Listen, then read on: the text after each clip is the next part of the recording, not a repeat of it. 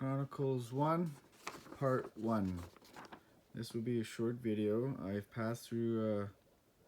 this, pretty much passed through the first Chronicles because it's just retelling all the things that happened from Samuel 1, Samuel 2, and the beginning, a little bit about the beginning of the Kings, the first Kings, along with all the genealogy. So I'm basically just going to fire off all the verses in Chronicles 1, just to keep the flow going through the Bible. So you have from Adam to Abraham, from Abraham to Jacob, a genealogy of David, descendants of David, descendants of Judah, descendants of Simon, descendants of Reuben, descendants of Gad, the half-tribe of Manasseh, descendants of Levi, descendants of Issachar, descendants of Benjamin, descendants of Naphtali, descendants of Manasseh, descendants of Ephraim, descendants of Asher,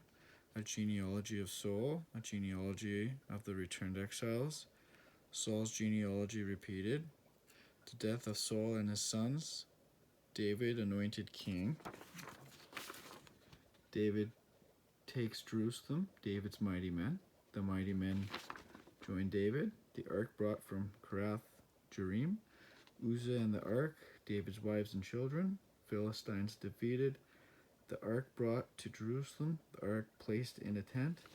David's song of thanks, worship before the ark, the Lord's covenant with David, David's prayer, David defeats his enemies, David's administration, the Ammonites disgraced David's men, Ammonites and the Syrians defeated, the capture of Rabbah, Philistine giants killed, David's census brings pestilence, David builds an altar, David prepares for temple building, Solomon charged to build the temple, David organizes the Levites, David organizes the priests, David organizes the magicians, divisions of the gatekeepers, treasurers and other officials,